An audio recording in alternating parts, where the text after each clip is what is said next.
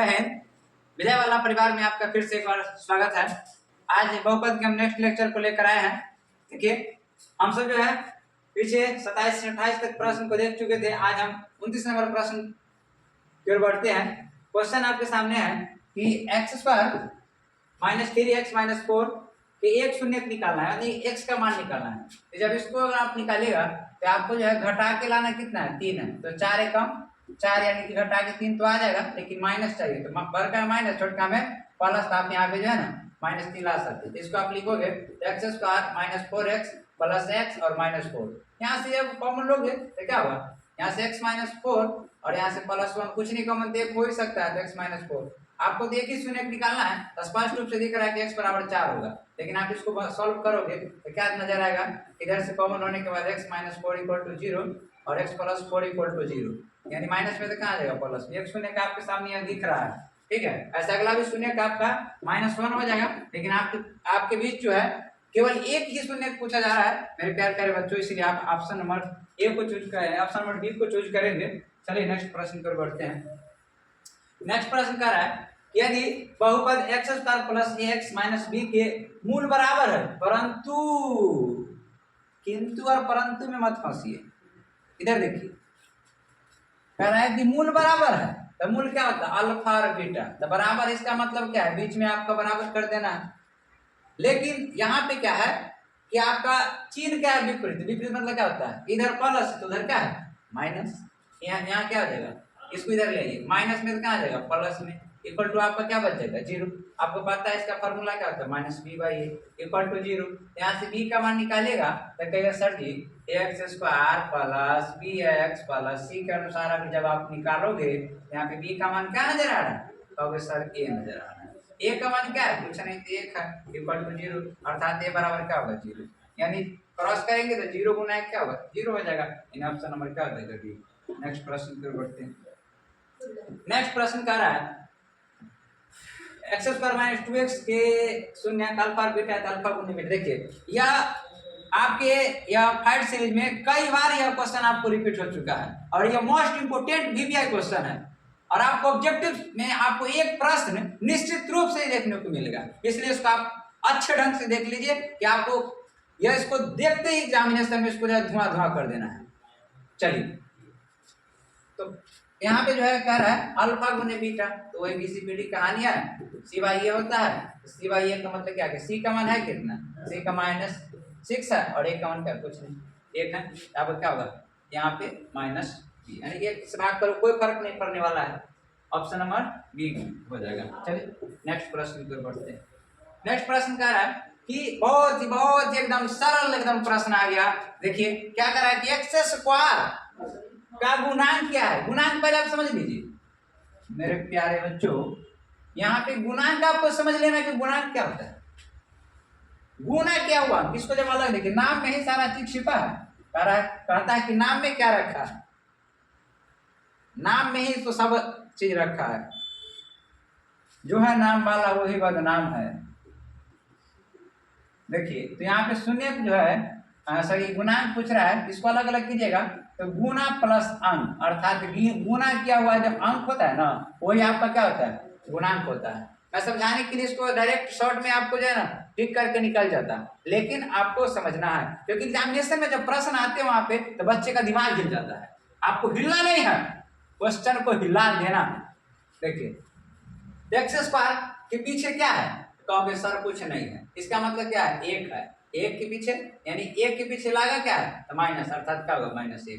X square के पीछे लगा है कुछ नहीं 1, इसका क्या आंसर क्या होगा -1। यानी कि अगर दूसरा प्रश्न इस प्रकार से पूछ देता 2 माइनस क्या होगा 2x स्क्वायर और प्लस x। अब यहाँ पे कहता एक्स स्क्वायर का गुणांक बताइए, तो कहते कि सर जी आपने बताया था एक्स स्क्वायर के पीछे गुना क्या किया हुआ है, सर 2 है और पीछे भी माइनस है, क्या हो जाएगा -2। लेकिन हमारे प्रश्न में -2 नहीं दे रखा है, कुछ नहीं दे रखा, अर्थात क्या है 1 है।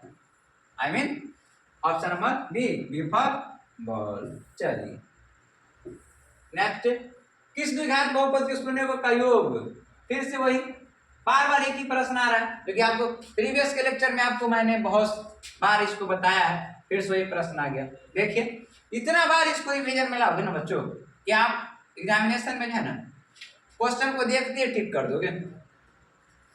गुण्यांक इसमें दे रखा है जी, कह रहा है कि योग दे रखा है -3 और गुणनफल दे रखा है वह 2 दे रखा है, +2 है।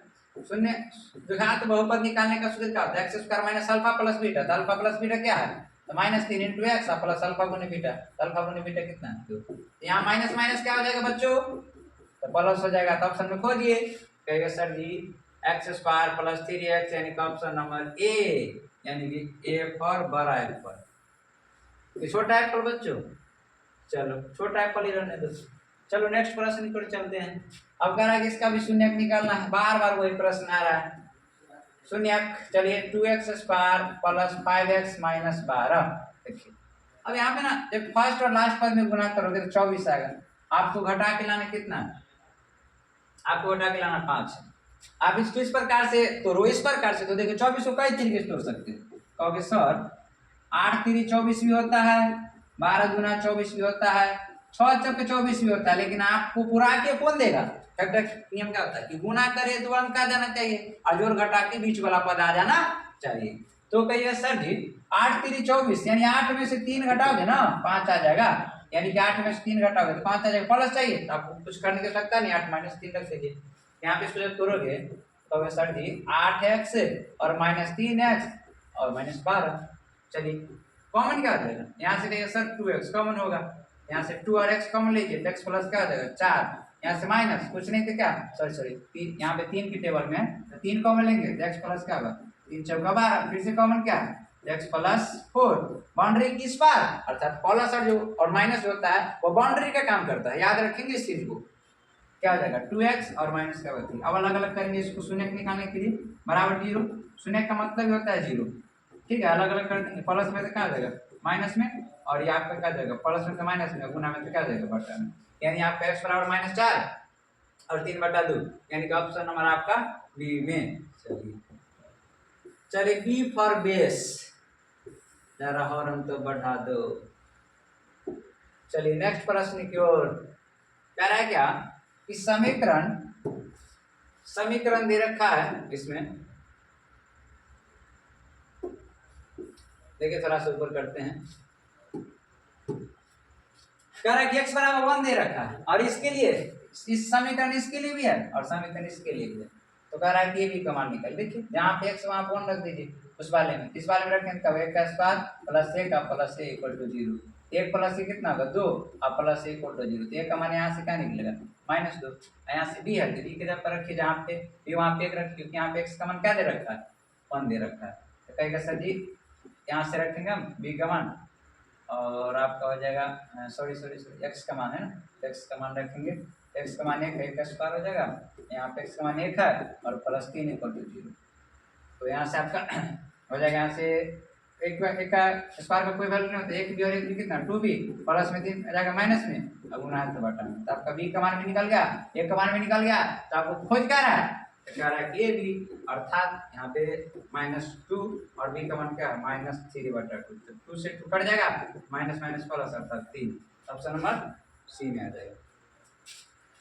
तो हम सब प्यारे बच्चों 35 तक प्रश्न देख चुके हैं। नेक्स्ट हम जो है अगला जो लेक्चर लेकर आएंगे वह हम 2 चर वाले रैखिक समीकरण को लेकर आएंगे, क्योंकि बहुपद में बहुत सारे प्रश्न आप बना चुके हैं। देखिए नेक्स्ट प्रश्न कर रहा है इसके शून्य का योग क्या है। देखिए बच्चों आप शून्य का योग कैसे निकाल सकते हो, पहले आपको a और b का मान पता है, पहले इसको गुना कर दीजिए, क्या आ जाएगा 2x² जब इस प्रकार से प्रश्न आपको फंसा कर पूछे तो पहले आप उसको x² + bx + c के रूप में आप पहले लाइए और उसके बाद ही काम कीजिए। चलिए यहाँ पे गुना करेंगे 2x² -5x और -3 का जैसे। अब कह रहा है शून्य का योग मतलब अल्फा प्लस बीटा पूछा जा रहा है, तो -b/a। तो b का मान बच्चों है कितना, तो b का मान आपके पास जो है ना वो आपका दे रखा है -5 दे रखा है, और बटे a का मान कितना है देखिएगा सर, तो माइनस माइनस प्लस 5/2, यानी आपका जगह ऑप्शन नंबर डी की ओर। चलिए नेक्स्ट प्रश्न की ओर बढ़ते हैं। कह रहा है क्या शून्य का गुणनफल पूछ रहा है, कोई बात नहीं।